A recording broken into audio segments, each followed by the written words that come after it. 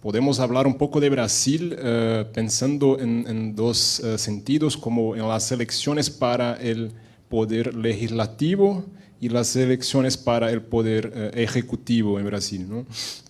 Entonces voy a hablar unas pocas palabras. Nosotros sabemos que en Brasil hasta los años 80 no teníamos muchos evangélicos en la política electoral, ¿no? Pero esto cambia en los años 80 por algunas razones. Entonces, tenemos algunas iglesias pentecostales, grandes iglesias pentecostales que en los años 80 en Brasil deciden, como José Luis bien hablaba, apoyar candidatos oficiales, candidatos de sus iglesias, ¿no? Entonces, esto cambia la situación y hoy, por ejemplo, en Brasil tenemos, en mi juicio, la más grande bancada evangélica de América Latina. Entonces, por ejemplo, en las elecciones para la Asamblea Constituyente de Brasil en 86, tuvimos como 23 diputados evangélicos elegidos, y en 2018, por ejemplo, nosotros tuvimos como 84 evangélicos elegidos en Brasil, ¿no? Lo que es interesante, lo que es curioso, es que en estas elecciones de este año, 2022, este número es un poco menor. Tuvimos este año, creo que 75 diputados evangélicos elegidos. Entonces, la bancada evangélica no lo este año, ¿no? Pensar una hipótesis es que este año los candidatos evangélicos tuvieron que competir con candidatos bolsonaristas por votantes que tienen un perfil parecido. Entonces, quizás los candidatos bolsonaristas acabaron teniendo más votos, incluso de votantes evangélicos, ¿no? Es una idea. Pero entonces podemos decir que lo que se refiere a las elecciones para el poder legislativo, hay un crecimiento en las últimas décadas de la bancada evangélica, y bueno, podemos hablar después un poco del futuro, ¿no? Y solo unas palabras para las elecciones ejecutivas en Brasil. Creo que estas son las elecciones que no puedo decir que tienen más importancia, pero las personas creen que son más importantes, ¿no? Como un sistema presidencialista, todos los votantes están mirando quién va a ser el presidente, ¿no? Y bueno, nosotros en Brasil tuvimos en otras elecciones candidatos evangélicos, quizás algunos ustedes conocen, personas como Marina Silva, Antony Garotinho, son candidatos evangélicos que tuvieron muchos votos, pero no lograron ganar las elecciones. Fueron como lograron terceros lugares.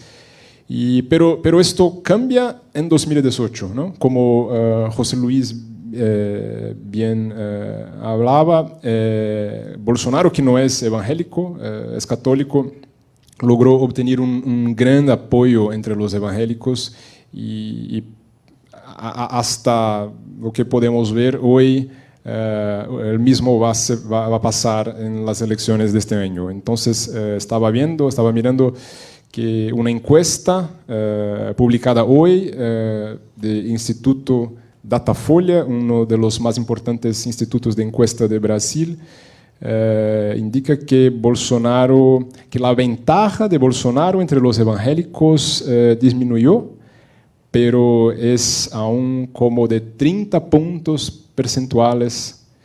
O sea, Bolsonaro está 30 puntos más, ¿no? Tiene 30% de votos más entre los evangélicos que Lula, ¿no? Entonces, podemos hablar un poco más después por qué Bolsonaro ha logrado un apoyo tan grande entre los evangélicos,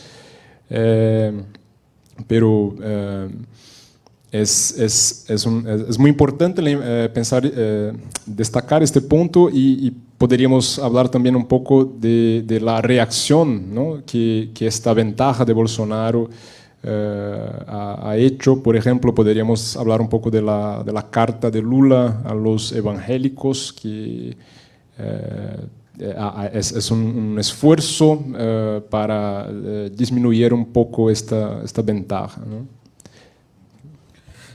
Claramente, por las intervenciones de ustedes, por la intervención de José Luis, se está dando una especie de instrumentalización, ¿no?, de la religión para las coyunturas y los fines políticos diversos. Tú, Claire, que has trabajado en Centroamérica, claro, inmediatamente salta a mi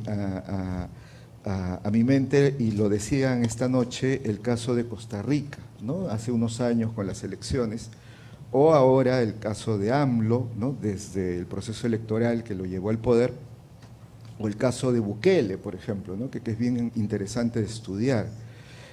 ¿Cómo se está dando la instrumentalización en el caso de Centroamérica? Bueno, es una gran pregunta. En lo que les decía antes, les hacía notar la cantidad de líderes y lideresa populistas que hay en América Central. Y si le agregamos México como el vecino del norte, pues también. Obviamente AMLO es un liderazgo claramente populista, y sobre Daniel Ortega hay algunos debates en la academia de saber si es un líder populista o si no lo es. ¿Qué sucede con los líderes populistas? Para, digamos, esos casos, ¿no? El caso de Bukele, el caso de Xiomara Castro, el caso de AMLO, el caso de Rodrigo Chávez. Lo que nos dice Blancarte, que es un académico mexicano sobre temas de religión, es que los populismos latinoamericanos siempre tienen rasgos religiosos. Y lo que nos dice Benjamin Moffitt, que es un especialista del populismo, es que ¿qué hace un líder o una lideresa populista? Performa el pueblo, lo encarna de alguna manera, pero lo encarna con rasgos exagerados. Y el pueblo latinoamericano y posiblemente el pueblo centroamericano es un pueblo eminentemente religioso. Si uno mira las encuestas del World Value Survey, por ejemplo, uno ve que sin importar si las personas se consideran católicas, evangélicas, protestantes, de una denominación u otra, las personas son religiosas. 97% de la población latinoamericana declara que cree en Dios, ya sea lo que sea que eso signifique para ellos y ellas, ¿no? Y por lo tanto, y eso cómo lo performan los líderes populistas, mantienen una especie de ambigüedad sobre su pertenencia personal religiosa. Eso lo vemos en Bukele, lo vemos en Chávez hasta cierto punto, lo vemos en AMLO, y llegando acá incluso lo vemos en Pedro Castillo y en Jair Bolsonaro. ¿Qué hacen? Mantienen una ambigüedad de si son católicos o si son evangélicos, dan señales a ambas poblaciones de su pertenencia, y normalmente terminan resolviendo el problema diciendo que son cristianos. Y eso es una forma maravillosa de resolver el tema clásico del populismo, del nosotros versus ellos, y para no dividir el pueblo, no dividir el nosotros, pues somos todos un gran pueblo cristiano, esa nación cristiana de la que hablaba José Luis. Entonces, esos líderes populistas de los que hablábamos encarnan, performan el pueblo con señales religiosas constantes. Algunos ejemplos. En el caso de Bukele dijo que a algunos amigos pastores les habían tenido una profecía y les había dicho que él sería presidente de El Salvador y que por eso se postuló. Eso fue una anécdota, digamos, pero luego, todavía mucho más impresionante, en la Asamblea Legislativa de El Salvador en el 2020, en febrero de 2020, cuando, yo creo que no hay otra palabra, Bukele invade la Asamblea con el ejército para presionar la Asamblea para que votara un préstamo de un organismo internacional, empieza a rezar enfrente de la Asamblea y dice que Dios le ha dicho que lo dejara hasta ahí, o sea, una forma de decir que no diera el golpe de Estado todavía, y es que eso era un mandato directo de Dios. Entonces, ahí esa conexión permanente. En el caso de Nicaragua es un poco distinto. Ahí hay una relación que inicialmente era una relación cercana y que desde el 2018 se ha convertido en una relación muy compleja. ¿Por qué? Porque con las grandes manifestaciones del 2018, estoy segura que lo recuerdan, la Iglesia Católica se puso del lado de la oposición nicaragüense.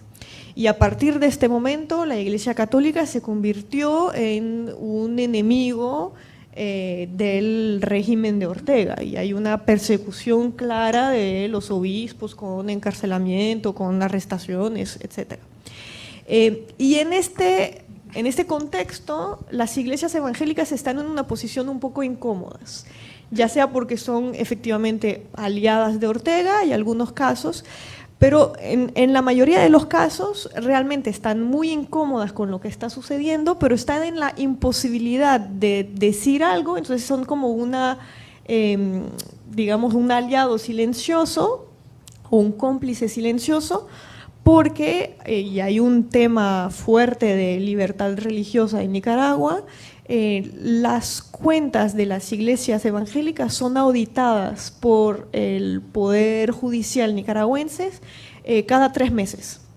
Y cada 3 meses se decide si se renueva o no la personería jurídica de las iglesias. Y cada 3 meses se le quita personería jurídica a iglesias. Evidentemente con el pretexto de las cuentas, pero el tema político detrás es bastante fuerte. Entonces, una especie de relación entre cooptación y control, ¿verdad? Que es muy fuerte. ¿Por qué me parece muy interesante el caso de Costa Rica? El caso de Costa Rica es el único país de América Central que ha tenido de forma sostenida en el tiempo partidos evangélicos. Desde los años 90, 80, incluso fines de los 80 empezó a haber partidos evangélicos que han ido poco a poco eligiendo diputados y diputadas más recientemente evangélicos. ¿Por qué sucede eso solamente en Costa Rica? Yo creo que ahí es muy interesante tomar en cuenta algo que nos dice Freston sobre cuando los evangélicos, las iglesias evangélicas, sienten la necesidad de entrar en política. Y ahí es interesante hacer comparaciones, siempre es interesante hacer política comparada, pero ahí es interesante compararnos con otro continente. Hay otro continente en el que la población evangélica ha crecido muchísimo, que es África. En África la población evangélica ha crecido, quizás no tanto como en América Latina, pero ha crecido muchísimo, pero ahí no han entrado en política, en absoluto. ¿Por qué? Porque en África la población evangélica creció en contextos que ya eran plurales religiosamente.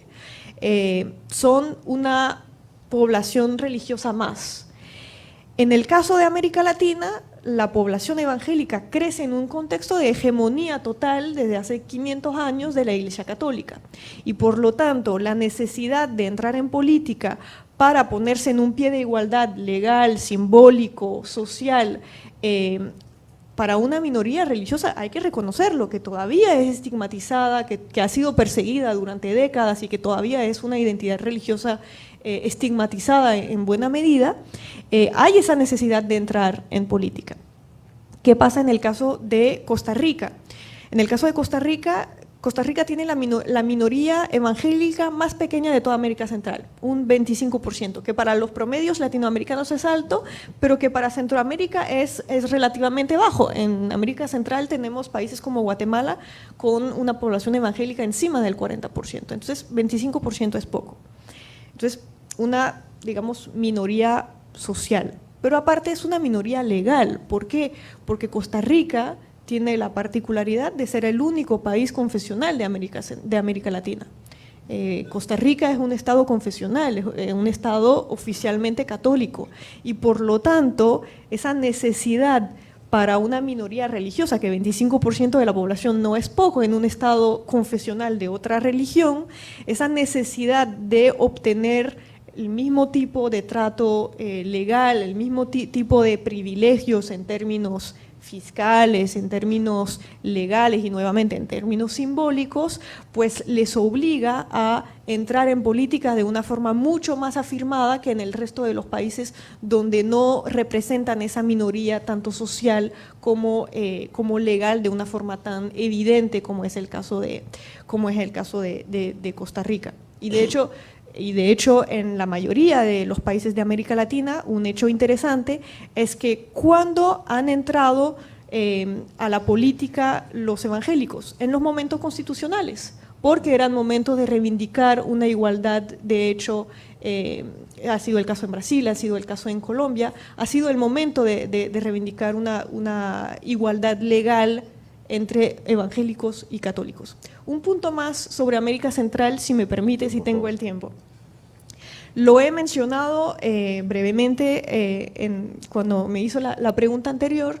Tenemos en el caso de América Central países con institucionalidades muy frágiles, muy débiles, y el caso de los partidos políticos es una de las instituciones que genera menor confianza en la población centroamericana. Si miramos las encuestas del Latinobarómetro, realmente los partidos políticos están en los subsuelos de la confianza dentro de la población, mientras que las iglesias, tanto católicas como evangélicas, son las que generan mayor confianza. Entonces es bastante obvio, bastante evidente que las candidaturas políticas van a intentar asociarse, van a intentar pegarse, van a intentar tomarse la foto con los actores que generan mucho más confianza que ellos dentro de la población. Hay un tema de legitimidad ahí que es muy obvio, de la que carecen los políticos cada vez más en nuestros países y de las que todavía gozan las iglesias tanto católicas como evangélicas. Y un punto más sobre esta institucionalidad tan débil y esta vida política cada vez más fragmentada, esos partidos políticos que generan cada vez más confianza y esa emergencia de outsiders o de partidos que se crean 3 meses antes de las elecciones, que eso lo hemos visto en América Central, pero también lo han visto acá en el Perú. Nacen candidaturas y nacen partidos sin ningún arraigo territorial, sin ninguna base social y sin ninguna existencia real, si uno lo puede decir de esta manera. Y por lo tanto, para llevar a cabo sus campañas, en muchas ocasiones las personas o digamos, las organizaciones de las que tienen que echar mano es de las iglesias, que sí tienen militancia, que sí tienen base social y que sí tienen liderazgos territoriales que no tienen porque no son partidos históricos que tienen esa militancia. Y por ejemplo, en el caso de Rodrigo Chávez en Costa Rica, que era un desconocido absoluto 6 meses antes de ser presidente de su país, ha sido muy claro que de alguna manera la militancia que había sido de Fabricio Alvarado 5 años antes, en el 2018, se pasó a Rodrigo Chávez y muchísimos pastores lo apoyaron durante la campaña y el día de la elección transportaron a los votantes a los centros de votación directamente apoyando a Rodrigo Chávez. Entonces, realmente esa debilidad de nuestros partidos políticos, esa debilidad de nuestras instituciones, esta pérdida de confianza en nuestras vidas democráticas está generando la entrada en política de nuevos actores. Ahora, gracias, Claire. Ahora,